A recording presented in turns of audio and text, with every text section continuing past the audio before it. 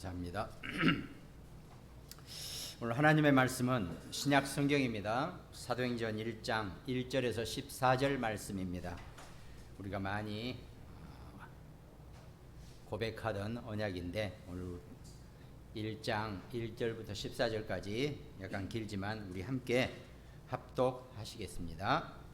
데오빌러여, 내가 먼저 쓴 글에는 무릇 예수께서 행하시며 가르치시기를 시작하심부터 그가 택하신 사도들에게 성령으로 명하시고 승천하신 날까지의 일을 기록하였노라. 그가 고난 받으신 후에 또한 그들에게 확실한 많은 증거로 친히 살아계심을 나타내사 40일 동안 그들에게 보이시며 하나님 나라의 일을 말씀하시니라. 사도와 함께 모이사 그들에게 분부하여 이르시되 예루살렘을 떠나지 말고 내게서 들은 바 아버지께서 약속하신 것을 기다리라.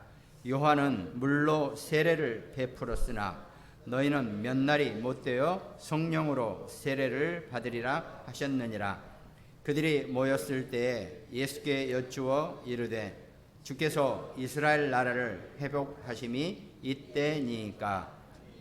이르시되 때와 시기는 아버지께서 자기의 권한에 두셨으니 너희가 알 바 아니요 오직 성령이 너희에게 임하시면 너희가 권능을 받고 예루살렘과 온 유대와 사마리아와 땅 끝까지 이르러 내 증인이 되리라 하시니라.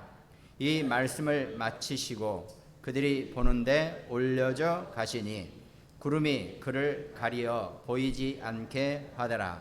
올라가실 때에 제자들이 자세히 하늘을 쳐다보고 있는데 흰옷 입은 두 사람이 그들 곁에 서서 이르되 갈릴리 사람들아, 어찌하여 서서 하늘을 쳐다보느냐.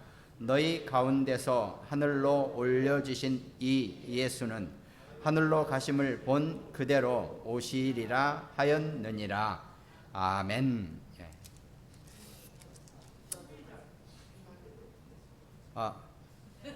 11절까지네요. 제가 잘못 썼네요.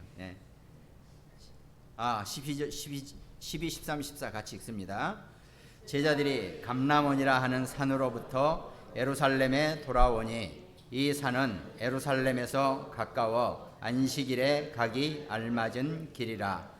들어가 그들이 유하는 다락방으로 올라가니 베드로, 요한, 야고보, 안드레와 빌립, 도마와 바돌로메, 마테와 및 알페오의 아들 야고보, 셀로신 시몬, 야고보의 아들 유다가 다 거기 있어 여자들과 예수의 어머니 마리아와 예수의 아우들과 더불어 마음을 같이하여 오로지 기도에 힘쓰더라. 아멘. 그래요. 다 중요하지만 또 1장 14절이 오늘 말씀의 제목이었죠. 오로지 기도에 힘쓰더라 그랬습니다. 더불어 마음을 같이하여 오로지 기도에 힘쓰더라 라고 하는 것이 초대교회 성도들의 어쩌면 중심, 그 마음의 고백이었을 수도 있었고, 또 오늘날 여러분과 제가 이 어려운 시기에 함께 모여서 또 각 가정에서 예배를 드리는 우리의 중심이 될 줄로 믿습니다. 그래서 오로지 기도에 힘썼던 것처럼 먼저 서론에는 7가지 기도의 여정이 있죠. 기도의 내용입니다. 또 기도의 은혜라고 할 수 있겠죠. 그 하나가 먼저 우리는 기도를 시작하면 언약 기도로 시작을 해야 되겠죠. 그것이 뭐 말씀을 붙잡고 기도한다, 이 내용이겠지만 우리가 먼저 기도를 시작할 때 내가 어떤 언약을, 어떤 말씀을 정확하게 틀리지 않게 붙잡았는가, 이것이 우리의 기도의 시작이 되어야 한다는 겁니다. 하나님의 자녀는요, 나는 신앙생활도 얼마 안 했고 또 별로 믿는 것도 시원찮고 내가 생각해도 나 자신이 좀 그렇다, 아무리 그런다 한들 하나님이 선택하신 하나님의 백성은 어떤 문제나 사건이나 어떤 상황 속에서도 반드시 하나님의 말씀으로 해답을 얻어야지 다른 것으로 해답을 얻으려고 했다가는 계속 난처한 일 속에 빠져 헤어나오지 못하게 된다는 겁니다. 우리가 하나님의 자녀이기 때문에 우리는 어떤 문제나 어떤 사건이나 어떤 사람에게서도 말씀으로 해답을 얻는 그런 우리의 훈련이 되어 있어야 된다는 거죠. 근데 어떻습니까? 보통 저로부터 시작해서 대부분 사람들이 무슨 일이나 사건이나 사람 때문에 문제가 생기면 어떻게 합니까? 먼저 옛날에 어떻게 했더라, 또 지금 나의 상태가 어떤지, 그 주변의 환경은 어떤지, 나는 어떤 능력을 갖고 있는지, 도대체 내 주머니에는 뭐가 있는지 이런 거 살펴보느라고 정신이 없습니다. 솔직히 저도 마찬가지죠. 뭔 일이 있어가지고 뭘 좀 하려 했더니 우리가 가진 게 뭐가 있느냐, 우리가 뭘, 이런 생각밖에 안 든다는 거죠. 모든 것은 여러분과 저가 내 인생이 됐던 또 우리 교회 문제가 됐던 어떤 것도 이미 하나님이 완벽하게 말씀으로 해답을 주신 줄로 믿습니다. 그러니까 우리가 그 말씀을 정확하게 붙잡고 기도를 시작해야 된다는 겁니다. 근데 괜히 내 생각이나 내 어떤 위축된 생각, 내 뭔가 불편한 느낌 이런 거 가지고 그냥 먼저 말부터 해버려요. 그게 저로부터 시작해서 우리 모든 인간들의 문제입니다. 우리가 정말 하나님 앞에서 내 생각도 내 언행도 모든 것을 정말 하나님이 기뻐하시게 하나님이 감사할 만큼 그렇게 우리가 언약 기도를 시작해야 된다는 것, 이게 제일 중요하다는 겁니다. 그러니까요, 반비례해요. 내 기도하고 내 평소의 말은 반비례합니다. 내가 기도를 많이 하는 사람이다, 내가 말이 필요 없어요. 말을 별로 안 해요. 근데 내가 말이 많다, 분명히 나는 별로 크게 기도를 하지 않는 사람이구나, 이렇게 생각하시면 절대 안 틀릴 겁니다. 저도 좀 말이 많은 편이죠. 어쨌든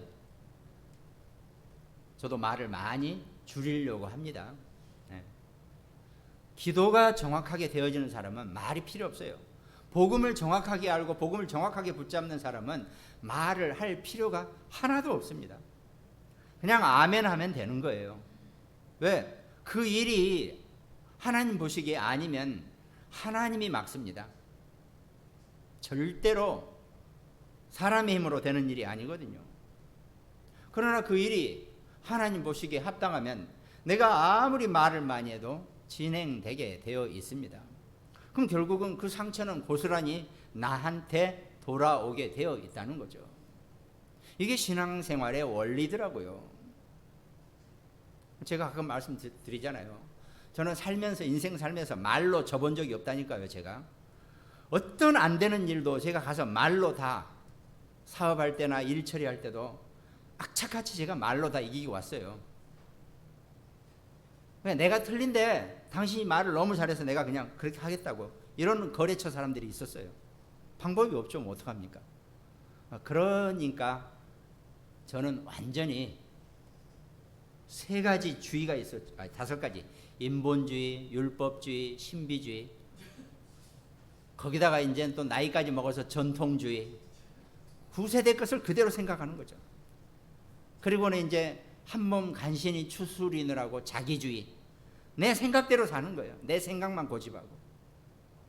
이게 창세기 3장 사건으로 인류의 타락, 인간의 타락 이후에 인간들이 가지고 있는 가장 큰 고질병이 요 5가지. 인본주의, 율법주의, 신비주의, 전통주의, 자기주의. 요게 인간이 엄청 붙잡고 사랑하는 그런 사상들이라는 겁니다. 구원받은 하나님의 자녀 백성 여러분들, 임마누엘 중부교회 성도 여러분들, 우리는 이미 하나님의 말씀의 하나님으로부터 구원받고 선택받은 사람들입니다. 어떤 문제나 사건 앞에서도 하나님 말씀으로 해답을 얻기를 주님의 이름으로 축원드리겠습니다. 그 말씀을 올바르게 제대로 붙잡아야지 올바른 기도가 정확하게 시작된다는 겁니다. 그리고 그때부터는 이 예배 시간에 내가 혼자 기도드리는, 내가 혼자 홀로 예배드리는 시간, 그 예배 시간에 하는 기도, 그게 올바른 응답에 의해서 예배 기도가 시작된다는 겁니다. 언약을 정확하게 붙잡으면 올바른 응답이 올 수밖에 없습니다. 그럼 그거 가지고 우리가 내가 정말 감사하기, 이렇게 공예배 시간에 또 혼자 있는 시간에 또 정말 내가 문제와 사건 앞에서 내가 하나님 앞에 예배 기도를 할 수 있는 거죠.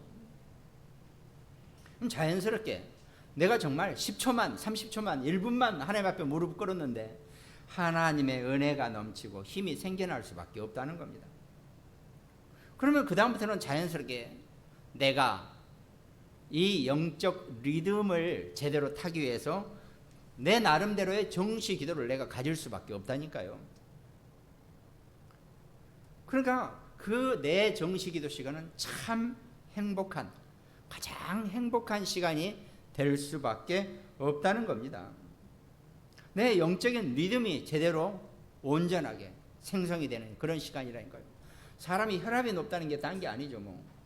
뭐가 막혔으니까 막 피가 억지로 가려니까 혈압이 높아질 수밖에 없는 거겠죠. 사람 나이 들면 혈압이 좀 높아질 수밖에 없다 그러더라고요. 왜? 노화되니까. 그걸 가지고 고혈압이라 가지고 약 많이 먹어버리면 좀 힘들다는 거죠. 엉뚱한 얘기했지만 아무튼 좀 잘 인도받고 우리가 볼 필요가 있겠죠. 하여튼 그런 겁니다.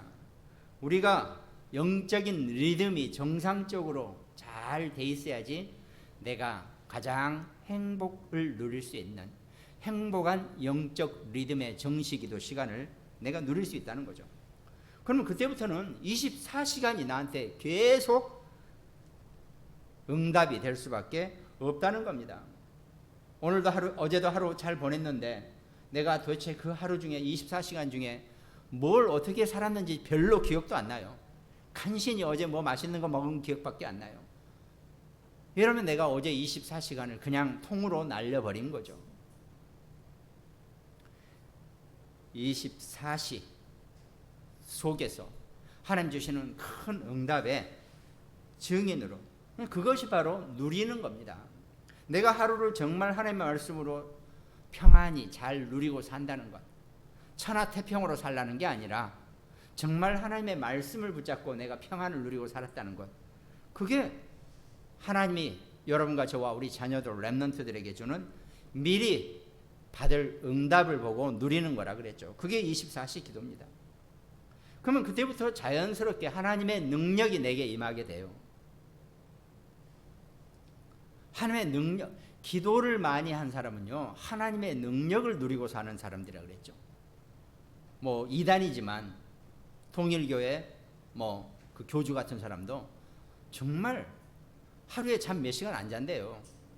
그런데 완전히 기도 속에 들어가 있으니까 이단이라도 전혀 처음 보는 사람인데, 그것도 어디 해외나 이런데, 이 사람들은 우리 국내파가 아니라 거의 해외파예요. 해외에 나가서 어디 큰 장관이나 정말 어떨 때는 대통령급 되는 사람들도 이 사람, 이 교주 앞에 딱 오면은요, 바로 무릎을 꿇어버린대요. 다른 게 아니에요. 딱 오는 순간, 일단 그 장관이 됐든 대통령이 됐든 오는 순간 이 교주가 바로 뭐라고 얘기해버린다는 거예요. 뭔 얘기? 당신 어제 저녁에 술 12시까지 실컷 먹었구만, 라든가. 아예 그 사람의 속속들이 알아버린대요. 그러니까 그냥 바로 무릎을 꿇을 수밖에 없었다는 겁니다. 그게요, 이단인데도 기도의 힘이 그렇게 어마어마하다는 거죠. 그러니까 그 기도 속에 있으면요, 25시의 능력을 받게 된다는 겁니다. 25시는 우리 인간의 시간이 아니라 하나님의 시간표입니다. 그러니까 하나님의 능력을 누리는 거예요. 제가 오늘 장로님이 기도를 좀 길게 해서 제가 본문 설교를 좀 짧게 하려고 좀 그랬는데 좀 더 해야겠네. 하여튼 제가 가끔 여러분한테 처음에 제가 그 다락방을 시작할 때 아마 이 중에 몇 분은 저랑 다락방을 하신 분들이 있는데 할 때 그 무당한테 가면 알아맞히죠, 여러분들의 것을. 응? 너 이랬지? 뭐 왜 이제 왔어? 이러면서 너 이랬지? 딱 그러면 딱 알아맞혀요. 그게 뭐냐면요, 이 무당은 영적인 존재예요. 온 하나님의 피조물 중에, 하나님은 영이시죠. 하나님의 피조물 중에서 영적인 존재가 있어요. 그것이 바로 우리 인간, 사단, 천사입니다. 그런데 인간은 육신을 가지고 있어요. 여러분과 저는 전부 다 이렇게 때리면 아프고 치면 소리 나는 이런 육신이 있는데, 이 사단과 마귀, 사단, 마귀, 그 다음에 천사는 육신이 없어요. 그런데 영적인 존재이기 때문에 그 하나님의 영성을 일부를 부여받은 존재들이에요. 근데 우리도 그런 존재인데 우리는 육신에 갇혀서 그 영성이 제대로 안 나와요. 근데 이 사단, 마귀, 또 천사들은 이 육신에 갇혀 있지 않기 때문에 그 하나님의 영성을 어느 정도는 부여받은 거 가지고 시공간을 초월하는 능력을 갖고 있어요. 그러니까 우리는 딱 여기서 스톱이지만은, 현 시간에 우리는 스톱이지만, 이 무당을 붙잡고 있는 그 사단, 마귀는 시공간을 초월했기 때문에 그 찾아온 손님의 앞과 뒤를 볼 수 있는 겁니다. 그래서 당신 지금 딸이 문제지? 당신 아들이 문제지? 당신 남편이 문제지? 바로 알아맞혀 버린다니까요. 그러면서 어떻게 합니까? 이 사단, 마귀는 우리 인간을 망하게 하기 위해서 존재하는 것들이기 때문에 앞날에 대해서 알려줍니다. 근데 엉터리로 알려줘요. 망할 길을 알려줍니다. 무당의 원리는 딴 거 없어요. 지나간 것은 잘 맞히는데요, 앞날의 것은 망할 길을 알려주는 게 요것들이 하는 일입니다. 그걸 우리가 정확하게 알아야 돼요. 그런 영적인 것을 정확하게 모르면 기독교인이 어디 가서 맨날 당하고 옵니다. 그런 것들한테. 그러니까 그 영적인, 가장 신학적이고 하나님의 말씀 안에서 그 궤도를 여러분들이 좀 볼 수 있어야 돼요. 맞춰요, 지나간 건. 근데 앞날에 대한 것은 망할 길을 알려주는 게 요것들이라니까요. 그것도 돈 받아가면서. 그게 영적인 겁니다. 그거를 정확하게 우리가 알아야지 우리가 하나님의 능력을, 그 영적인 힘의 능력을 가지고 우리의 미래를 우리가 정말 감사함으로, 그렇다고 우리 여러분과 제가 미래를 봅니까? 우리는 그런 능력 없어요. 그러나 이미 구원받은 하나님 자녀의 백성의 미래는 하나님이 보장하셨기 때문에 무슨 일이나 어떤 사건이 있다 할지라도 절대로 여러분과 저는 망할 일이 없다는 겁니다. 그게 우리 하나님 자녀의 백성의 기도의 능력이고 신앙, 복음의 축복이라는 겁니다. 그럼 자연스럽게 그 25시 하나님의 능력을 누리고 있으면 그때부터 우리는 방금 말씀드린 것처럼 우리의 미래가 불안할 이유가 하나도 없다는 겁니다. 아무리 코로나가 어쩌고 뭐 세상이 어쩌고 한들 우리가 무조건 뭐 무식하게 뭐 하자 이 얘기가 아니라, 마스크도 쓰지 말고 조심하지 마 이 얘기가 아니라, 그것들은 여러분과 저를 절대로 망하게 할 수 없다는 겁니다. 그걸 가지고 우리가 절대 불가능을 정말 절대 가능으로 바꿀 수 있는 그 절대 응답의 증인으로 여러분과 제가 가는 것, 이게 우리의 기도의 요정입니다. 그러니까 내가 하나님의 정확한 말씀을 붙잡고 기도를 시작했을 때 하나님은 여러분과 제게 정말 불가능할 것 같은 일도 하나님이 가능하게 우리를 인도하신다는 겁니다. 이것이 지금 사도행전 1장 초대교회 멤버들이 40일 동안 감람원에 모여서 예수님한테 받은 말씀의 은혜고 말씀의 축복입니다. 우리가 꼭 그렇게 하자 그 얘기가 아니라 그 하나님의 영적인 힘과 능력을 정말 여러분과 제가 누리고 어떤 문제와 사건 앞에서도 하나님 자녀의 그 권세를 마음껏 누리고 승리하자는 겁니다. 그럼 오늘 본론 말씀은 우리가 예배를 드릴 때 이 예배 시간에 내가 정확한 말씀을 어떻게 붙잡고 사느냐. 하나님의 말씀은 성경 66권 창세기부터 계시록까지 너무 많죠. 그럼 도대체 어떤 말씀을 붙잡으라는 얘기입니까? 제가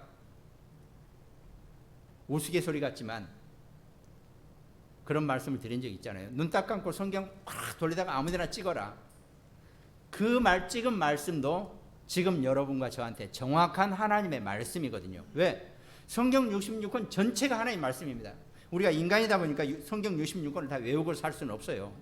그러나 어떤 말씀도 하나님이 여러분과 제게 주신 언약의 말씀이고 약속의 말씀이고 성취의 말씀이고 능력의 말씀이라는 겁니다. 이걸 붙잡고 여러분과 제가 신앙생활 속에 가야 되는 거죠. 나는 머리가 나빠서 평생에 한 구절밖에 성경 못 외우겠다. 오케이. 아무런 문제가 없습니다. 그 말씀 한 구절 가지고 내 인생을 하나님은 얼마든지 풍요롭게 하시고 얼마든지 강건하게 하실 수 있다는 겁니다. 적어도 여러분과 저는 그 정도의 신앙생활에 사는 그런 축복받은 하나님 자녀의 삶이라는 것, 우리가 적어도 그 정도의 자존감은 가지고 살아야 되지 않겠습니까? 하나님 자녀로서. 그래서 본론의 첫 번째 말씀은 예배 시간에 여러분과 제가 붙잡아야 될 언약의 말씀, 낮은 곳에서 높은 곳을 볼 수 있어야 한다는 거죠. 40일 동안 제자들이 감람원에 모여서 하나님께 예수님께 말씀을 받았다 그랬죠. 이 의미를 다른 곳으로 표현하면 가장 낮은 상태에서 높은 곳을 볼 수 있어야 한다는 겁니다.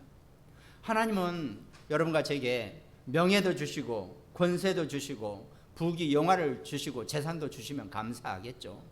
그러나 그것들만 가지고는 절대 높은 자리에 있을 수 없다는 겁니다. 하나님이 여러분과 제게 가장 낮은 곳에서도 마음껏 높은 곳을 볼 수 있는 그런 영적 서밋의 권세를 우리에게 주신 겁니다. 근데 그 원리를 모르니까 자꾸 우리가 괜히 높은 곳에 있는 것처럼 생각하고 뭘 하려니까 아무것도 안 보여요. 더군다나 이미 내 몸과 마음과 생각은 허공에 떠 있으니까 하나도 제대로 되는 게 없을 거란 말입니다. 늘 여러분과 제가 낮은 곳에서 높은 곳을 볼 수 있는, 그래야 전부를 볼 수 있죠. 그런 하나님 자녀의 백성으로 승리하시기를 주님의 이름으로 축원드리겠습니다. 그러니까 그간 사도행전 1장 3절에 그가 고난받으신 후에 또한 그들에게 확실한 많은 증거로 친히 살아계심을 나타내사 40일 동안 그들에게 보이시며 하나님 나라의 일을 말씀하셨다 그랬습니다. 하나님 나라의 일은 낮은 곳에서부터 시작한다 그랬습니다. 예수님이 세종로로 말씀을 시작하신 것처럼 우리가 낮은 곳에서부터 시작하면 어떤 것도 여러분과 저한테 장애가 될 것 없고 어려울 것 없고 문제 될 게 없다는 겁니다. 그러니까 불신자들도요, 똑똑한 사람들은, 재벌들도 자기 아들을 훈련시키려면요 바닥부터 시키지 바로 이사 중형 맡겨서 일 안 시킵니다. 뭐 드라마에도 나오잖아요. 뭐 회장 아들인데 누군지 모르지만 인턴으로 들어와서 뭐 있다 어쩌다. 말이 그런 게 아니에요. 그냥 작가들이 만들어낸 얘기가 아니에요. 정상적인 머리를, 제대로 된 머리를 가지고 있는 사람이라면 그렇게 하는 겁니다. 그게 낮은 곳의 원리란 말이죠. 이미 성경에서는 말씀으로 여러분과 제게 분명히 그 원리를 얘기하고 계시는 겁니다. 하나님 나라 높은 곳에만 있는 줄 알았죠? 아닙니다. 가장 낮은 곳에도, 불 가운데도 계시고 물 가운데도 계시는 것이 하나님 나라의 원리입니다. 우리가 그걸 알고 정말 내가 낮은 곳에서 높은 곳을 발견하고 볼 수 있는 그런 언약, 그것이 우리가 예배 시간 속에서 내가 붙잡아야 될 말씀의 내용이라는 거죠. 근데 어떻습니까? 대부분 사람들이 심심하다, 별 볼 일 없다, 재미있는 것 없냐, 뭐 이렇게 산단 말이죠. 이거는 오늘 사도행전 우리 1장 1절에서 14절까지 읽었는데, 사도행전 1장 4절에 보니까 사도와 함께 모이사 그들에게 분부하여 이르시되 예루살렘을 떠나지 말고 내게서 들은 바 아버지께서 약속하신 것을 기다리라 그랬습니다. 아니 예루살렘에서 분명히 하나님이 말씀 안에서 기다리라 그랬는데 재미없다, 뭐 별 볼 일 없다, 뭐 심심하다. 요게 불신자뿐만 아니라 하나님 자녀인 성도들도 이렇게 살고 있다는 겁니다. 그래서 우리가 정말 하나님이 낮은 곳에서 시기와 때를 기다릴 수 있는, 기다림의 시간표를 누릴 수 있는 그런 하나님 자녀의 백성이 되라는 겁니다. 그들이 모였을 때 예수께 여쭈어 이르되 주께서 이스라엘 나라를 회복하심이 이때니까니 이르시되 때와 시기는 아버지께서 자기의 고난에 두셨으니 너희가 알 바 아니요. 한국말이 조금 심하게 좀 번역을 해놨네. 네 알 바 아니야 하는 말은 듣는 사람은 상당히 기분 나쁜 말이죠. 그게 아니고 때와 시기는 아버지의 것이니까 아버지를 기다려라. 아버지의 말씀을 인도를 받아라. 지금 이 얘기를 하고 계시는 겁니다. 모든 때와 시기, 카이로스, 크로노스 그러죠. 영원의 시간표 속에서 어느 한 점을 지정해 준 것, 그것이 때와 시기의 원리입니다. 내가 아무리 내가 아무리 이 땅의 모든 뭘 가지고 내가 움직인다 하더라도요, 하나님의 때와 시기는 절대로 어길 수 없는 겁니다. 그것이 우리 인생이고 그것이 여러분과 저의 삶입니다. 더군다나 구원받은 하나님 자녀의 삶은 하나님의 때와 시기를 절대로 벗어날 수 없다니까요. 그것만 언약으로 붙잡고 여러분과 제가 나아간다면 우리는 어떤 상황 속에서도 결코 패배자가, 루저가 될 일이 없을 겁니다. 우리는 끝까지 승리자로 살아남게 될 것입니다. 오늘 본문 말씀이 사도행전 1장 1절에서 14절까지 말씀이었죠. 예수님이 고난받으신 이후의 일을 누가가 데오빌로 각하에게 쓰기 위해서 데오빌로에게 쓴 편지의 내용이 사도행전이죠. 특별히 그 중에 사도행전 1장 앞부분은 예수님이 십자가에서 못 박혀 죽으시며 부활하시고 제자들을 감람원으로 모이게 하셔서 40일 동안 하나님 나라의 일에 대한 설명과 오직 성령이 너희에게 임하시면 너희가 권능을 받고 땅끝까지 증인이 된다는 사도행전 1장 8절의 말씀, 또 1장 14절 더불어 마음을 같이하여 오로지 기도에 힘쓰더라 그랬습니다. 우리가 기도의 사람이 되고, 기도의 사람이 된다는 것은 예배의 사람이라는 뜻입니다. 이 예배 때 여러분과 제가 정확한 언약의 말씀을 붙잡는 것, 첫 번째가 낮은 곳에서 높은 곳을 볼 수 있어야 한다는 거죠. 두 번째는 쉬운 것에서 오직을 발견할 수 있어야 합니다. 잡다하고 남들이 뭐 어렵고, 쉽게 말해서 세상 우리 아이들 말로 때깔 나는 거, 폼 나는 거, 절대 거기에 여러분과 저의 언약이, 방향이 그렇게만 가 있지 않습니다. 어떤 일을 하고 내가 정말 인생 하나님께 영광 올리는 일을 할 때 낮은 곳에서 높은 곳을 발견할 수 있어야 되고, 두 번째가 쉬운 곳에서 내가 오직 올리를 발견할 수 있는 그런 신앙생활. 쉬운 곳에서, 어려운 데서는 사실 더 어려워요. 발견하기 힘듭니다. 쉬운 곳에 하나님이 여러분과 제게 가장 하나님의 영광 받기에 흡족하실 만한 일을 우리에게 준비해 놓으신 겁니다. 그리고 아무리 어렵고 위대하고 큰 일같이 보여도요, 시작은 가장 쉬운 것부터 시작하는 겁니다. 저게 저런 일이었어 라고 못 봐서 그렇지, 시작은 가장 낮은 데서, 가장 쉬운 데서부터 시작한다는 겁니다. 아니 요셉이 보디발의 집에 노예로 붙잡혀 갔어요. 내가 해와 달과 11별이 내게 꿈을 꾸는, 절을 하는 그런 꿈을 꾼 사람인데 내가 지금 노예나 하면 되겠어라고 턱 조금만 쳐올렸다가는 요셉 절대로 바로왕 앞에까지 갈 만한 그런 일정을 못 밟았을 거예요. 그러나 요셉은 그 자리에서, 자기가 있는 거기서 하나님과 함께하는 그 축복을 누렸더니 형통함을 누리게 되었다는 겁니다.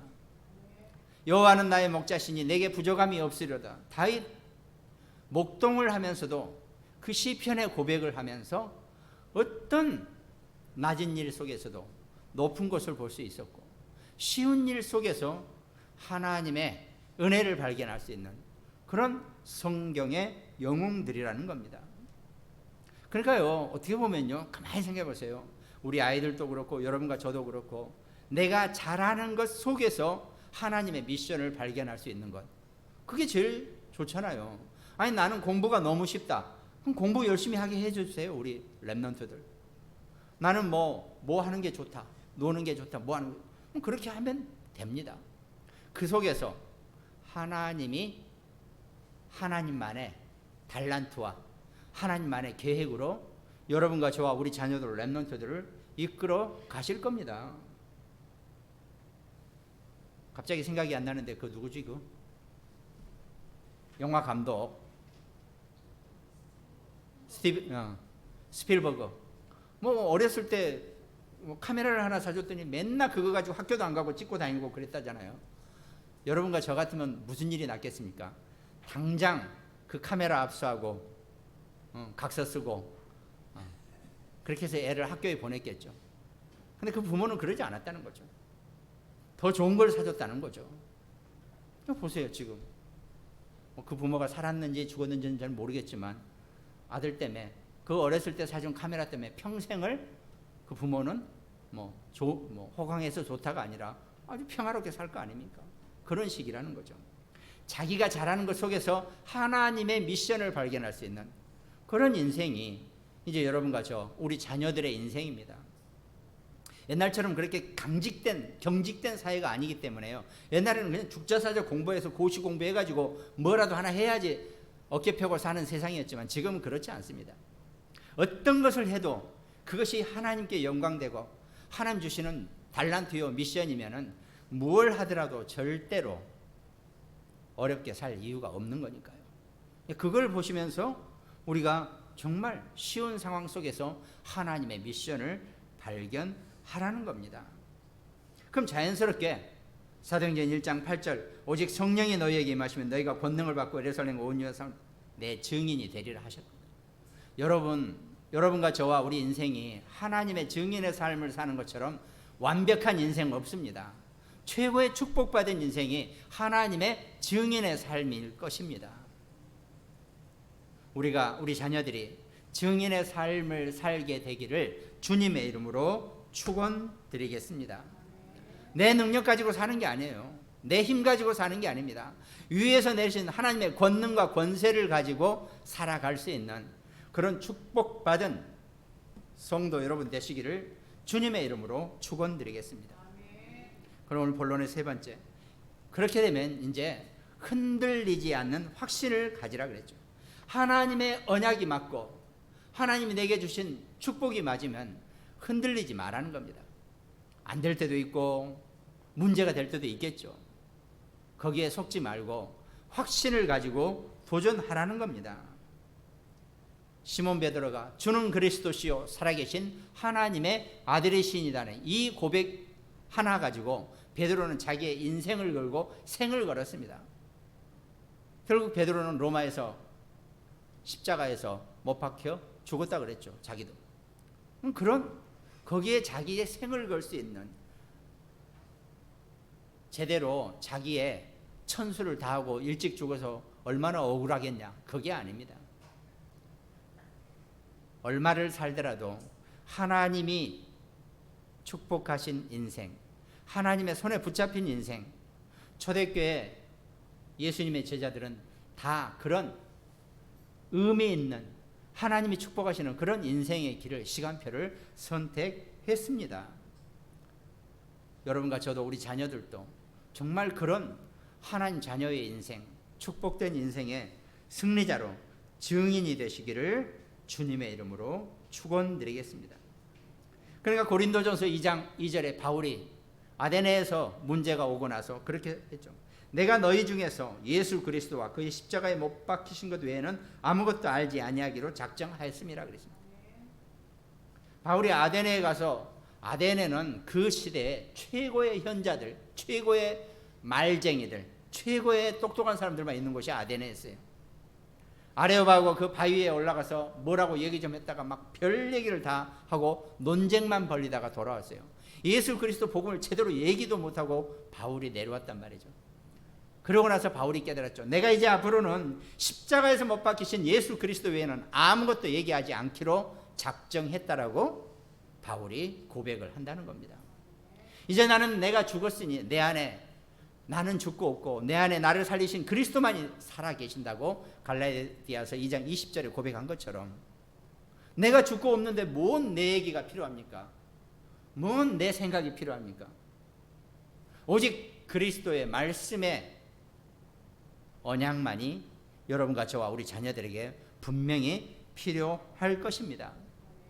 그럼 좀 정말 하나님이 기뻐하시고 하나님이 여러분과 저와 우리 자녀들 보면 입이 쭉 째져가지고 정말 어쩔 줄 모르게 감사하고 기뻐하는 그런 우리 신앙생활 좀 한번 해보시자고요. 아니 길면 아무리 길어봐야 100년도 못 살 텐데 그거 살면서 이렇게 하나님 축복하시는 인생을 우리가 못 살까요? 정말 이제부터라도 우리와 우리 자녀들이 렘넌트들이 그 하나님의 은혜 안에서 정말 감사한 인생 사는 귀한 신앙인, 기독교인 우리 모두가 되기를 주님의 이름으로 축원드리겠습니다. 그렇게 하고 나니까 우리의 결론은 우리 사도행전 1장 12절 제가 하마터면 안 읽을 뻔했던 12절, 13절, 14절 내용처럼 감람원, 다락방, 오로지 이 언약 속에 여러분과 제가 들어와 있으면은 그들이 유하는 다락방이라 했죠. 가령 2층 집이에요. 저도 가봤더니 워낙 대리석이나 이런 걸로 튼튼하게 지어져가지고 아니 일반인 집에 120명이 올라가면 그 집 무너지겠죠. 근데 거기는 그렇게 안 생겼더라고요. 나중에 지어놨겠지만 워낙 돌들이 튼튼하고 그러니까 충분히 120명 앉으면 앉겠더라고요. 마가다락방. 거기에서 모여서 더불어 마음을 같이하여 오로지 기도에 힘썼다 그랬습니다. 요즘같이 코로나 시대에 더불어 마음을 같이하여 오로지 기도에 힘썼다가는 큰일 나죠. 그러나 우리가 1m가 떨어져 앉던 2m가 떨어져 앉던 각자 집에 있던 여러분과 제가 하는 기도가 하나님 앞에서는 더불어 마음을 같이하여 오로지 기도에 힘썼던 이 초대교회 멤버들처럼 하나님이 그대로 우리의 기도를 받으시고 여러분과 저의 어떤 기도의 내용 한숨도 다 들으시고 응답하시고 축복하실 줄로 믿습니다. 그 힘을 얻고 한 주간도 절대로 지지 말고 승리할 수 있는 여러분과 저 우리 모든 우리 자녀들 렘넌트 후대 되시기를 주님의 이름으로 축원합니다. 기도하겠습니다. 하나님 감사합니다. 오늘 사도행전 1장 1절에서 14절 말씀 속에서 더불어 마음을 같이하여 오로지 기도에 힘썼던 것처럼 우리 인생 속에서 하나님 말씀 붙잡고 기도가 시작되고 하나님 말씀 붙잡고 예배에 승리할 수 있는 하나님의 말씀으로 힘을 얻을 수 있는 우리 모든 천국 백성 될 수 있도록 주님이 축복하시고 역사하여 주시옵소서. 또한 특별히 오늘 말씀을 함께 나눈 모든 가정, 굿모닝병원 현장과 대전, 광주, 인천, 일본, 미국 지교회 말씀 성취의 축복이 넘쳐날 수 있도록 주님이 역사하여 주시옵소서.